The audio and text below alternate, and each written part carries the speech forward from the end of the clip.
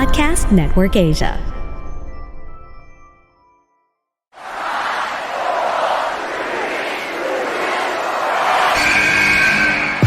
What's going on? This is Xavier Woods, aka Austin Creed. Welcome to the big time! Hello, WWE Universe in the Philippines. This is Charlotte. You know your damn role and shut your damn mouth. Hey everyone, this is Jeff Cobb. I have to finish the story. We are pretty deadly. Yes, boy. Yes, boy. Hello, my name is Ilya Dragunov, the star. Bang! The sniper is shooting you down. This is TMDK's Robbie Eagles, and you are listening to the Wrestling Podcast.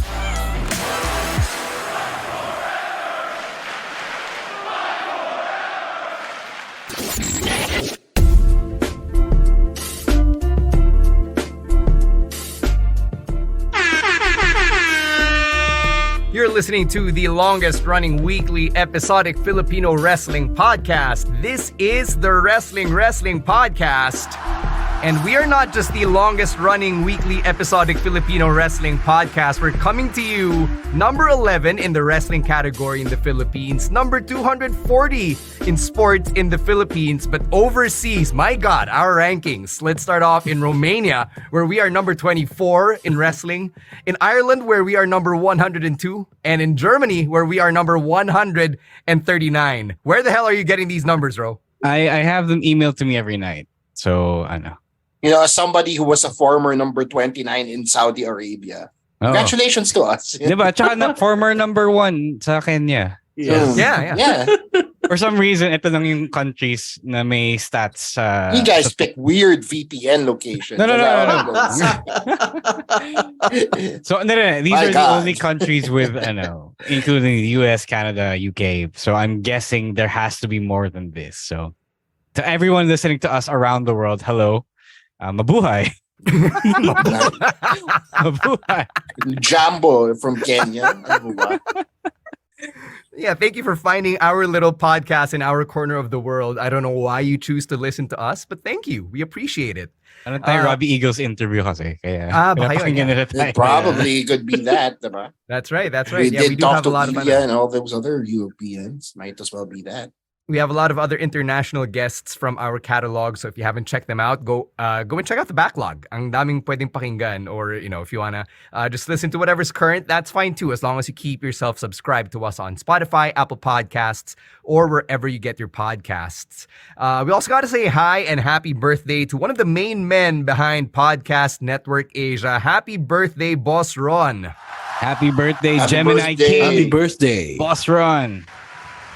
One of the big bosses over at PNA who believed in us all the way back in 2019. And wrestling fan. Yes. And a huge wrestling fan himself. as well. Yeah, really appreciate that. We've got a lot of PNA love that's lasted and carried us all the way through, hopefully, what is the tail end of the pandemic. So hope your day is fine. Hope you're having a great week. And we also got to say hi to a listener na nagparamdam to our fellow kapodcast, JC Tevez. His name is Daniel, and he's training to be a student DJ. And apparently, he's a huge fan of the Wrestling podcast. So what's up, bud? Thank you so much for always keeping us in your Spotify podcast. Hey, man.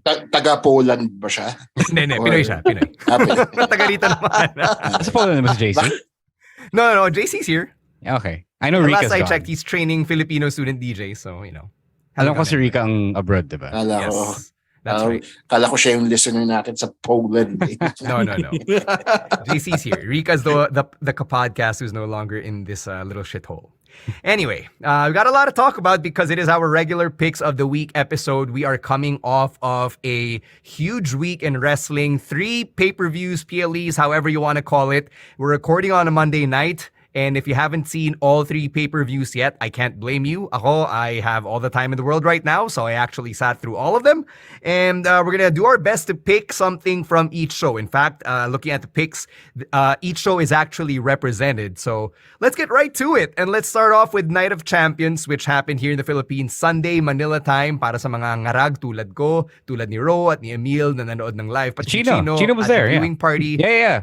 How about you just tell the people what they missed out on because they weren't at Hobby Stadium first. Yeah, Chino was there early and he opened the show, diba? And electric atmosphere at 1 a.m. I have to say. Yes. A lot of the fans came out, the regulars on our live stream, like Bruce Lim were there, as well as you guys are friends of the pod, like si Anton Molina of Play FM also came out and showed support. And again, guys, on behalf of everybody here at the Wrestling Podcast and Geek Talk PH, thank you so much for joining us at Hobby Stadium. Nakita nyo naman na kahit 1 a.m. and even if Hobby Stadium isn't the biggest venue out there, na puno pa rin natin siya with all the fan support at 1 a.m. Definitely 1 a.m. guys. Definitely not the strongest crowd as in WrestleMania a month ago, but still I was pleasantly surprised that we were able to kind of fill yung munting lugar ng Hobby Stadium, which was really intimate. It's not, small in a bad way, but it was more electric, as Chino said, kasi yun nga, mas konti. And I was really surprised that people kept the energy up all the way till 4 a.m. It also helped people were still marking out dun sa mga usual spots. Even when like pumipikit-pikit na ako, nakikita pa rin, diba? It's great. It's great fun, man. Parang ikaw lang yata yung pumipikit-pikit because I saw everyone. There was this couple in front of me. I came from like 3 gigs before that. So there was this couple in front of me who was, I think, new to the viewing parties. I'm not sure, pero they were very much alive, especially in the big stuff, the Cody Brock Lesnar match, the main event. Wala akong nakitang pumipikit-pikit. Everyone was, engaged till the very end, and that was pretty cool. And to be fair, sa akin lang yung pagod kasi napagod talaga ako. I also saw sa everybody Instagram, else was electric, man. I also saw sa Instagram that there were people who were coming to a viewing party for the first time. So I'm amazed that meron pa rin tayong hatak na bago, whether it's via us or via our friends at Geek Talk. So I hope that we can see more of you guys, especially in future viewing parties. I'm not sure we're going to do Money in the Bank because that is a little too much even for us. So, that's at 4 a.m. Manila time, by the way. Maybe we will all reconvene for SummerSlam, especially depending on what the card is going to look like. Yeah, but SummerSlam is going to be a US show naman. It's going to be in Detroit, Michigan. So at least medyo normal na for us Filipino wrestling fans. But man, it's great to hear that everybody had adrenaline in their soul even though madaling araw na dito sa Pinas. I gotta thank Hobby Stadium again pala. They were kind of fans of us and of Geek Talk. So they were really happy that we were there. They were happy that we kind of packed the place. Maraming umorder ng food. Shout out to Hobby Stadium. Yeah. Mauulit to, guys, because of for sure. Successful first outing. So thank you, Hobby Stadium. Wonderful. All right. Di ako naglakad pa uwi, by the way. It's 4 a.m. I'm not gonna walk home at 4 a.m. Jesus. Wala naman sigurong kikidnap sa'yo at 4 a.m. G. It's just, would you walk outside at 4 a.m.? I wouldn't. I would. Although that is my male privilege speaking. Well, yes. There's also that. But seriously, Chino, hindi ka naman kikidnapin at 4 a.m. or at any other time of the day. Anyway, all right, let's get the picks. Let's start off with Chino's from Night of Champions. What do you got, Chino? Oh, I'm picking Becky versus Trish Stratus from Night of Champions because I am, as we've established in other episodes, a big fan of the Attitude Era and Trish being a mainstay of that era, being active 20 years later at least, just brings a tear to my eye. Kasi my God, Trish Stratus, not only is she the most incredible luchadora forever, I'll let you put those words together and figure out what I mean. But I also love the fact that she was able to bring a different kind of aggression to the ring, a nuance to this character where she was just putting on Becky's hair for a good majority of the match. Becky doing a good job selling to Trish, even though you can see the noticeable size difference. So ang ganda lang ng match for me in that regard. And the wrinkle of, spoiler alert, Zoe Stark coming out from underneath the ring and delivering the Z360 to Becky Lynch was chef's kiss to me because I'm not the biggest Zoe Stark fan just yet. I feel like her character needs to be a little bit more developed. But I do like her working with Trish Stratus as her sort of heavy. Dito sa storyline na to, this different twist to the storyline that none of us were expecting. And maybe down the road, magka-turn let's see Zoe Stark and I start cheering for her against Trish Stratus. We don't know. But I really enjoyed this match more than I thought I would.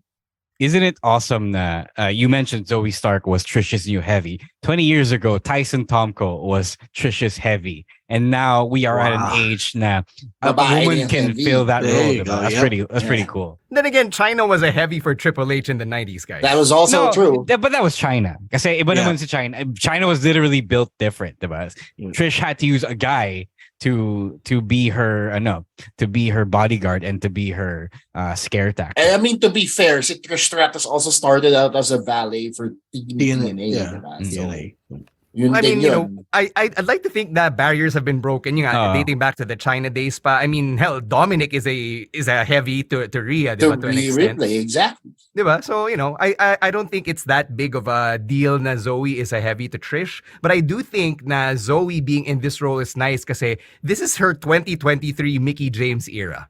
Diba? Well, as soon as Zoe Stark came out and became and associated herself with Trish, I immediately flashed back to 2006. Pero I'm sure they're not going to do the whole lesbian stalker. Oh, naman. I'd like to think everyone's learned much better since. But, I mean, medyo 2 steps back yun pag ginawa nila. So, I just want to say, Saudi is a real heel for having to make these girls cover up. I mean, not that I'm being a pig, but I'm sure they wanted to be a little less covered up than that. Typically. It's just it's always just a weird transition to take in, but Saudi is also the jumpsuits, yes, they were cover up, were a lot better than the first time around. You may oversized t-shirts. At least ngayon mas designed. Yeah, but it's lang medyo skin tight na jumpsuit. Yeah, diba? But hindi na pilit. But Saudi is also the real heel for not reacting much to both or to two-thirds of the women's matches on the card. Kasi these women were busting their asses off for that. I think Emile mentioned or Rowan mentioned that this was Trish's longest match ever, possibly, especially on pay-per-view. I can't verify that fact now, but it does seem that way. Kasi yun nga, as mentioned, women's wrestling has come a long way since Trish's heyday almost 20 years ago. So I'm glad then that it seems that she's here for a little long time. Not just, a one-off cameo for a couple of shows, but she is also getting to really take in and reap the benefits of the so-called women's evolution. So that's pretty cool for her. And I hope that she can have a little bit of a late career renaissance and get a little better so she can hang even further with the elite women ngayon sa women's roster ng WWE. Yeah, yung balita is that she's gonna stick around until SummerSlam. At least that's how long the Becky program is supposed to last. Again, yun yung sabi online if we're to believe what we see on the internet. Yep. Yeah, and as someone hindi inabutan yung run ni Trish Stratus, I am glad that I at least get to see this run where she would get to have long matches, long feuds, not just one-off cameos like she was doing in the last few years.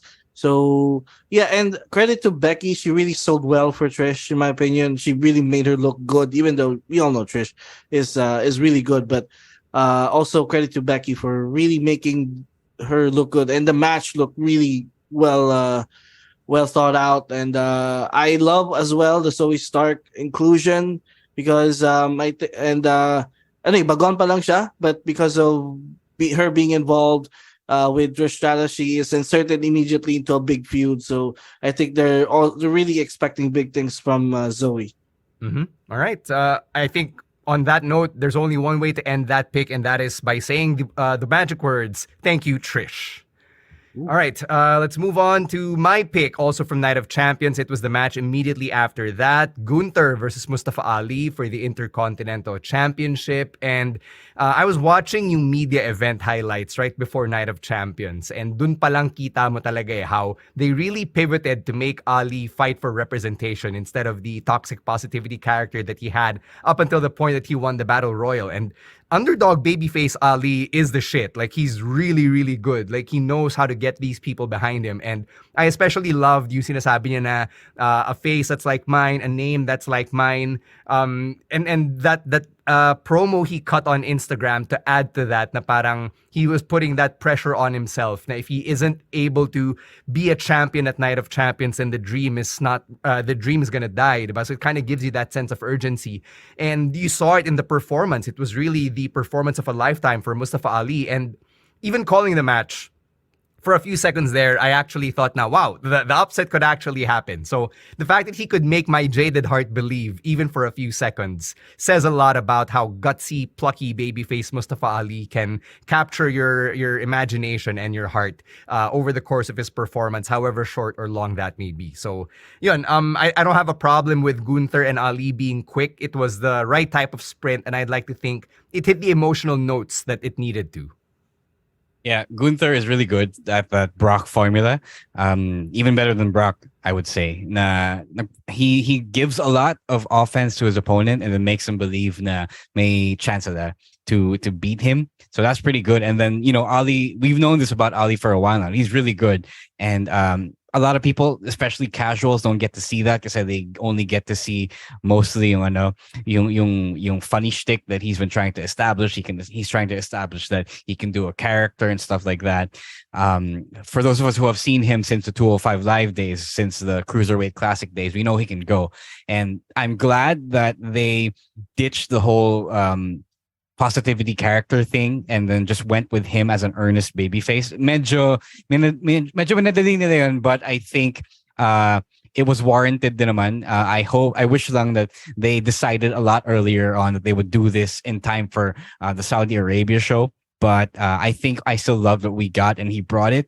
So I now hope that moving forward from here, they play him up straight as a legit contender in the mid card. So do your thing with Gunther, I don't know, with the tag team championships, whatever, the World Heavyweight Championship. I think there's a lot of money to be made with Ali as a babyface and a superhero for people like him.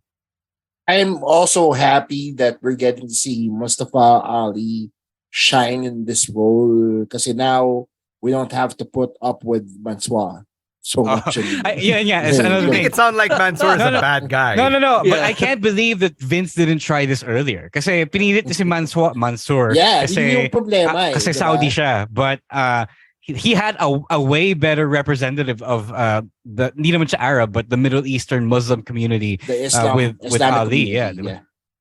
Yep. Yeah, no, I appreciate him build Mustafa Ali in the fact that they documented his trip to Jeddah, his pilgrimage in the Islamic faith. So maganda yun for me. I appreciate that insight into his diversity, into his religion and his culture. I really like that part. I also liked how they really built him up to be a legitimate contender. Kahit sabihin natin na yes, insiders will think now they just needed an Islamic face for an Islamic show. Granted, yes, pero the way they were able to sell us that package was very, very well done. So I didn't really have a problem with that.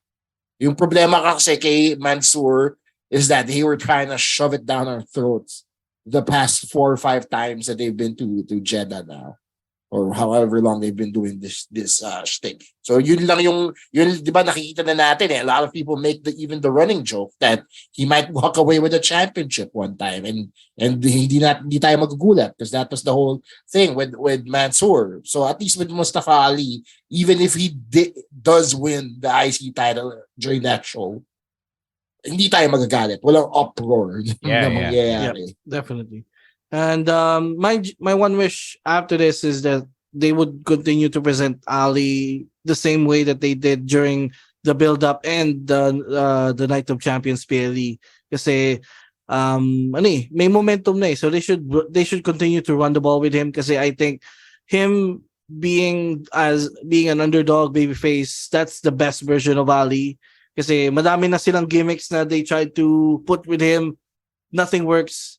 So they have to go back to the old reliable, which is that underdog babyface Ali, because we sometimes forget that before Kofi Mania happened, it was Ali's spot. And so they really entrusted him with that spot being as that guy, the plucky underdog babyface. So sana magtuloy-tuloy na to.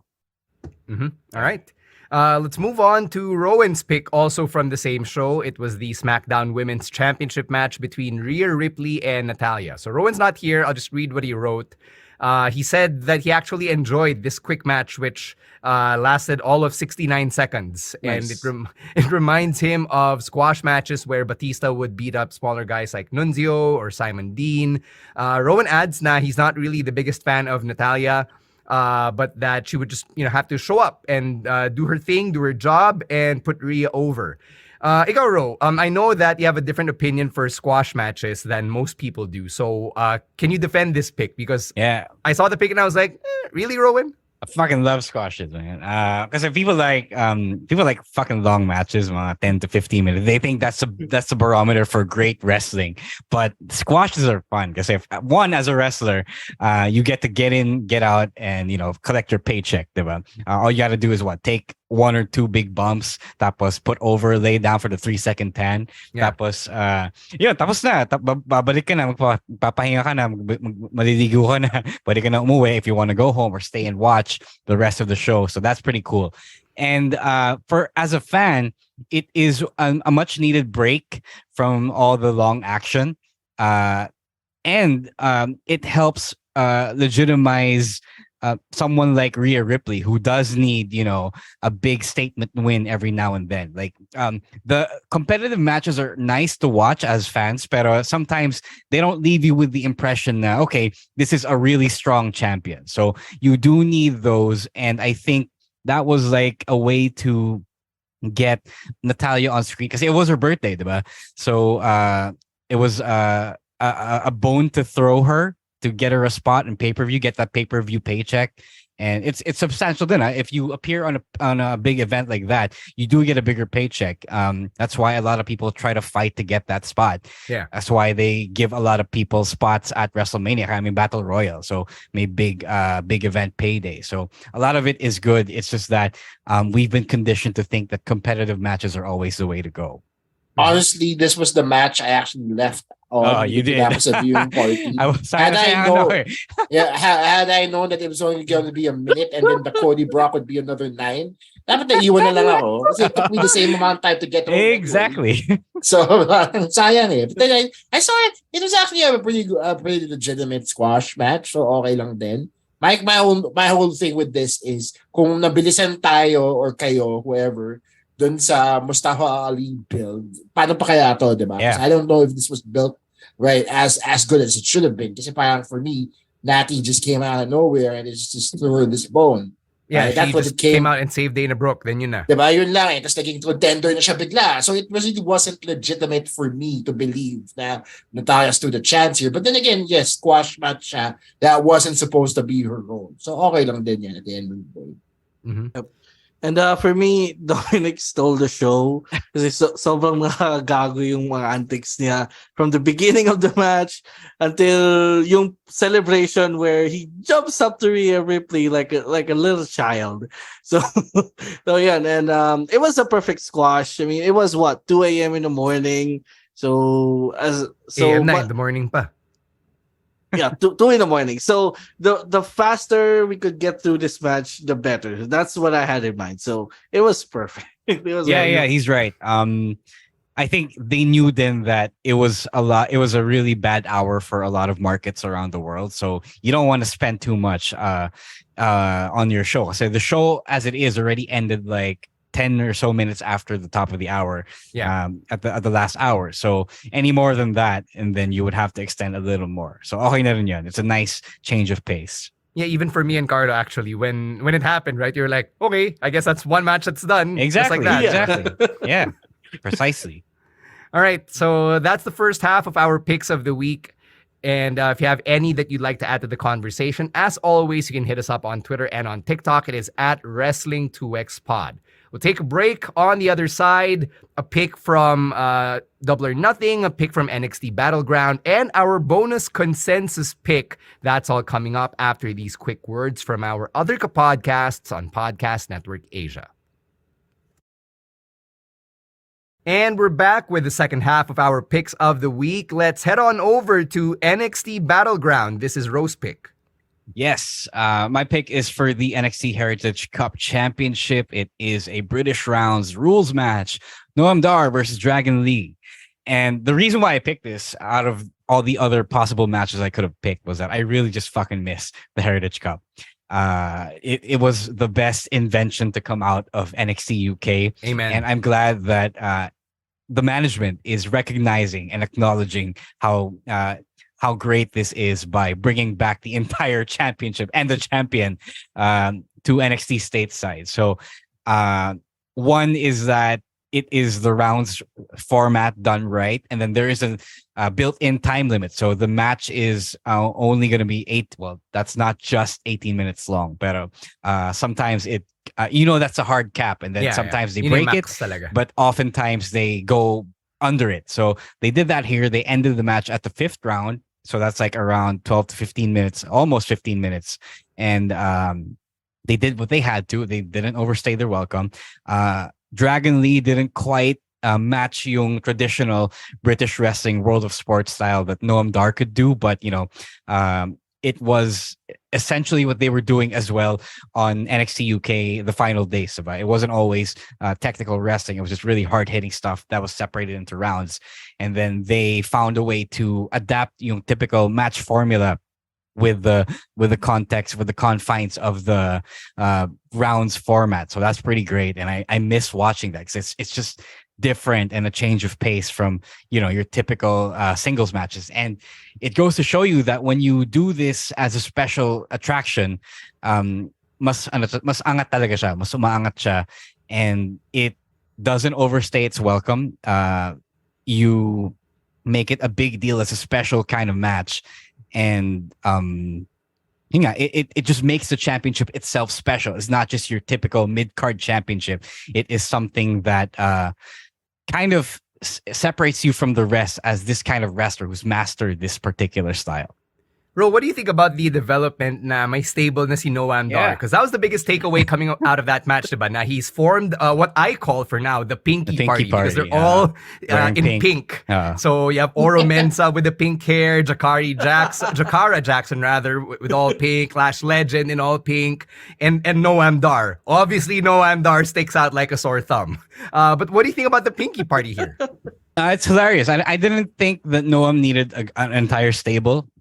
Actually miss Shaw Samuels, but if it gets these relative rookies in Lash Legend and Jakara Jackson, and see Oro Mensah, veteran in it. Yeah. But if it gets some airtime, then I'm all for it. It is hilarious because Noam Dar started on the main roster loving Alicia Fox, and then now he's teamed up with 3 other black people. So diversity. You love to see it. Yes, Miss Jackson, he is for real. So I'm all in on the Pinky Party already. I love it. Super happy that Noam Dar has something to sink his teeth into other than being Heritage Cup champion.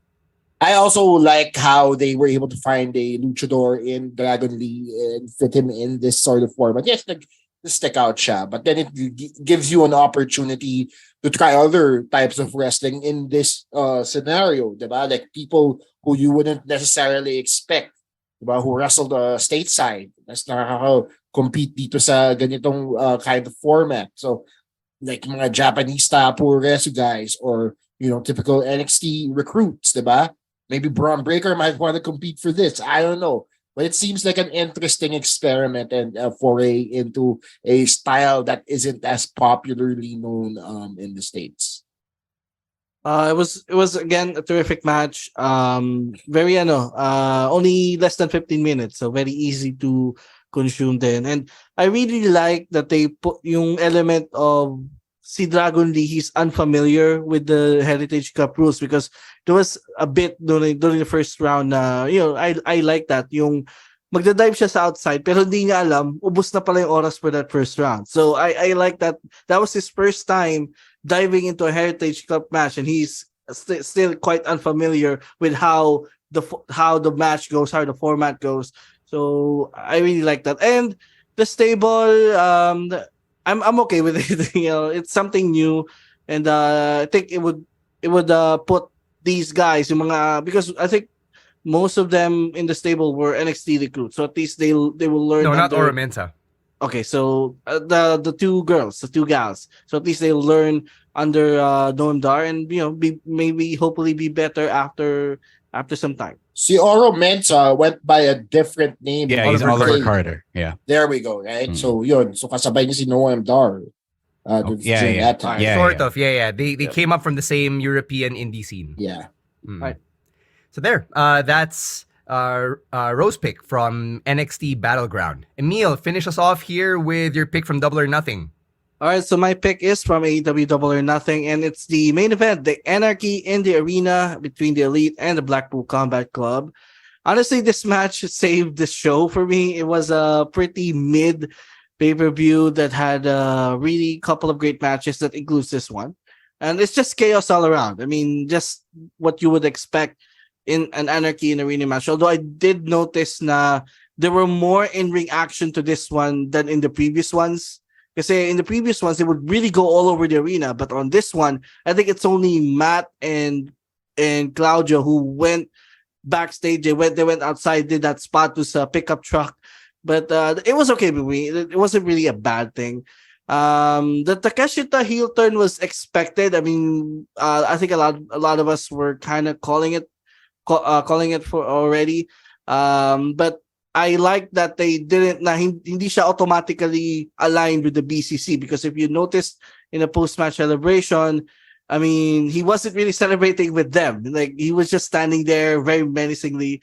So that is still something to watch out for, if he's indeed with them or he's with Gallus lang, no? So I did like Yuta getting the pin, because I did say in the predictions that he was kind of the punching bag of the Elite during the build-up. So it was, I think, only appropriate that he gets the pin over Kenny Omega, and also appropriate that this was the main event. Because even though the championship match usually is the main event, but in this match you had the biggest stars of the company. You had Kenny, Hangman, and then on the other side you got Moxley and Danielson. So dun pa lang matik na dapat main event to, and the stipulation as well, because this is a signature of the Double or Nothing pay-per-view. So we're probably going to be debating the merits of putting this in the main event versus putting the 4 pillars match in the main event. Probably going to do that on the live stream na lang. Kasi I think it's better if we take a few days to just decompress and like really marinate in our respective thoughts, no?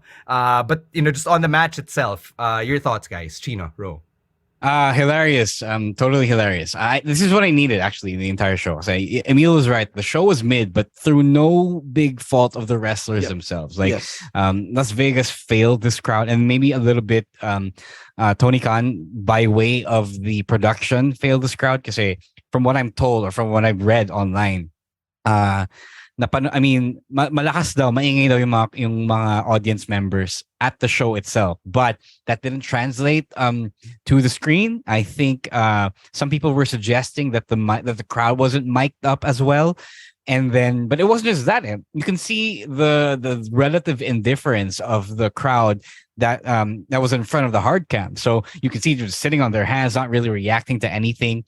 So I think they were just there. So why would you spend all that money for a ticket for, diba? They only came alive visibly noong main event, pati nung 4 pillars match. So that was really weird to me. But going back, this is really great. I think the visual and the experience of the band continuing to play Wild Thing live while the match was happening was great. I think more soundtrack matches should be happening. Gets ko na siya. Like last year, I thought it was a tech difficulty. Yeah. And then now I get it. Like, this is the Anarchy talaga, diba? Yes, it is the Anarchy. It was really one of those things. Okay, yeah, we do need soundtracks to the action, diba? Yeah, not to necessarily certain matches, certain situations. Yeah, parang as I said kanina, this Anarchy in the arena match was a James Gunn joint. So kulang na lang yung single take na choreographed fight scene, diba? So that was pretty fun. I just gotta add regarding the band. I'm sure I wasn't the only one, but the look of horror on my face when I thought the dude was wearing blackface. Oh my god! I was so relieved it was a mask. Baka kakagaling ng D&D session. Baka kayo naman.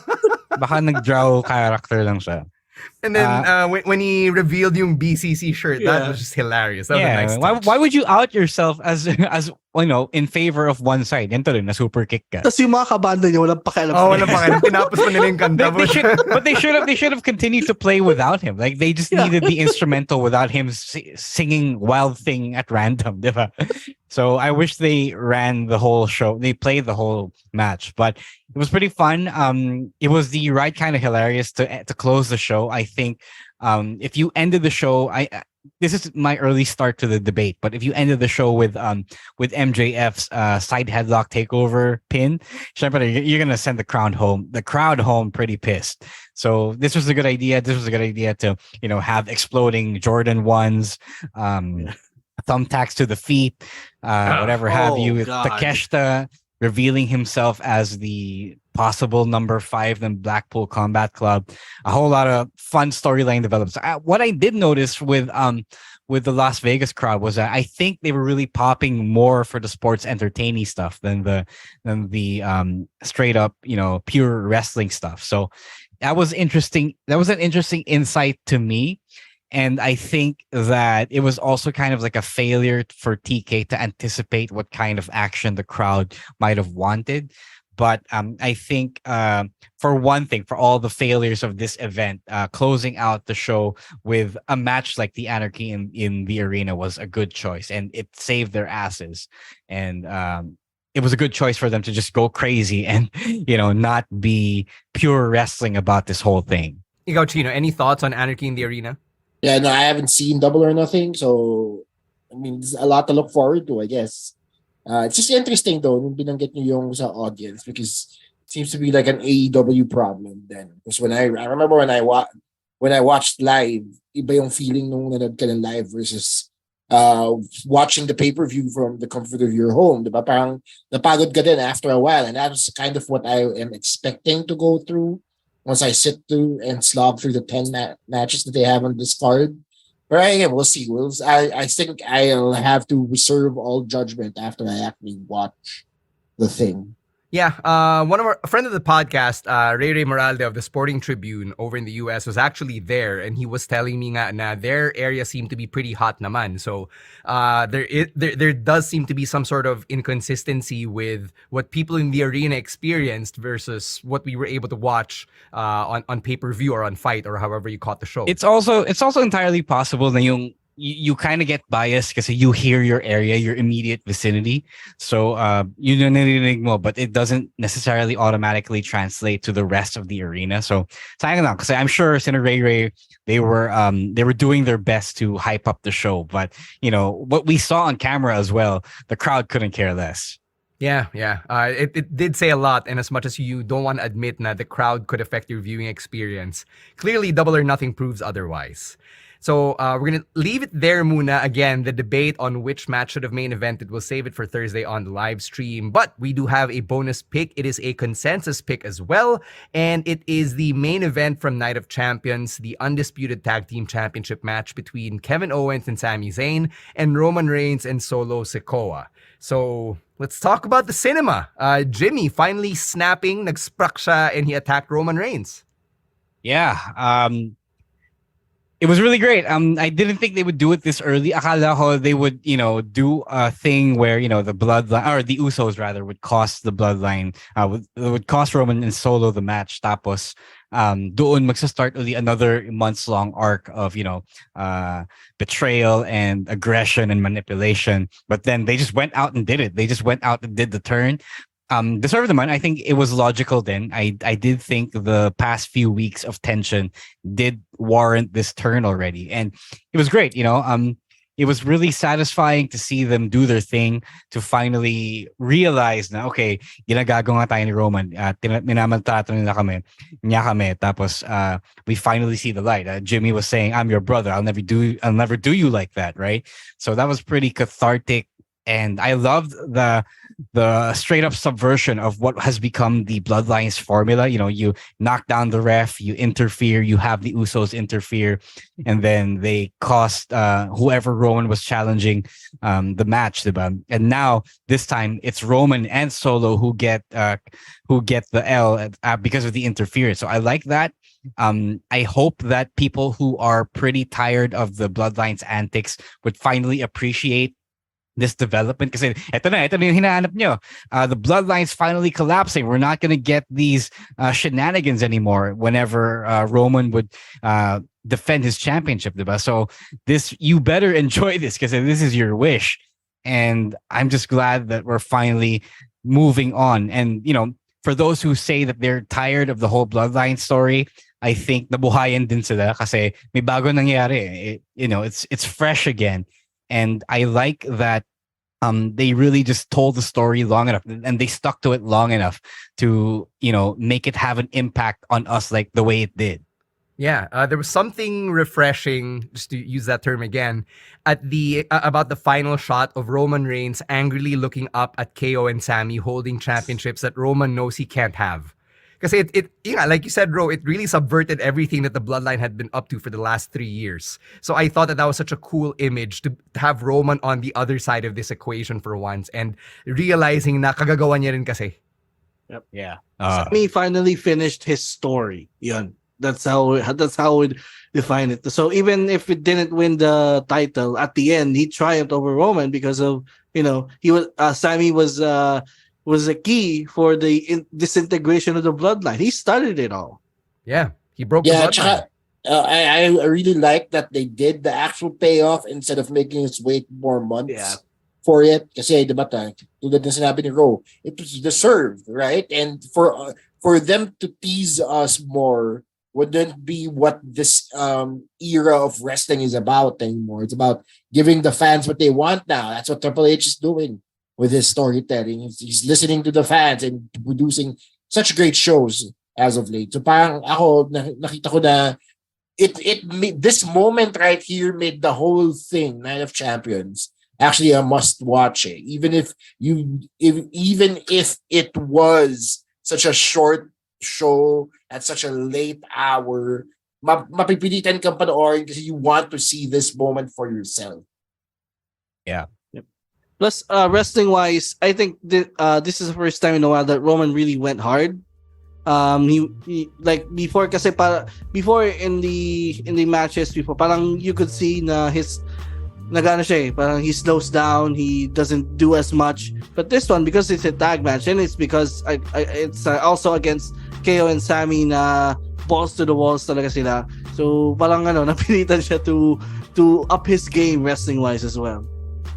Yeah, on that note, I find it funny kasi when Sami and Kevin face the Usos, dun nung lumalabas yung kanilang young bucks tendencies.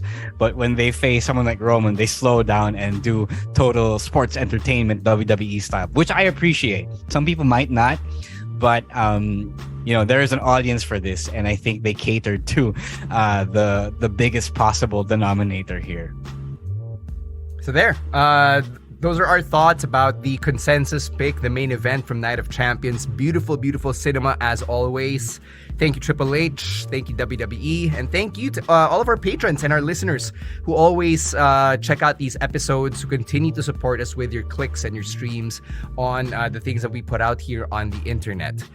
Don't forget, we've got the regular live stream coming up every Thursday at 7 p.m. We are on Facebook and on YouTube. Just search for the Wrestling Podcast. And if you want to get your picks in, it is at Wrestling2XPod on TikTok and on Twitter. If you want to follow us individually, it is at EML_Meister, at Monday Night Rowan, at Chino Supersized, at Ro Moran, and at _Stan C. Thank you very much to our babyface producers over at Podcast Network Asia for all the work that they do behind the scenes to put these episodes together. We'll catch you on Thursday. On behalf of Emil ASH, Chino Liao, and Ro Moran, my name is Stan C. This has been our Picks of the Week episode. Stay safe, stay healthy, and don't be a dick. Wrestling Podcast. Out. Bye-bye. Peace.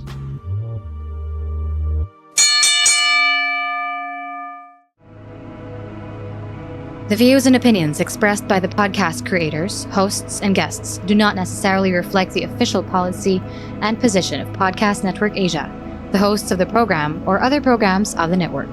Any content provided by the people on the podcast are of their own opinion and are not intended to malign any religion, ethnic group, club, organization, company, individual, or anyone or anything.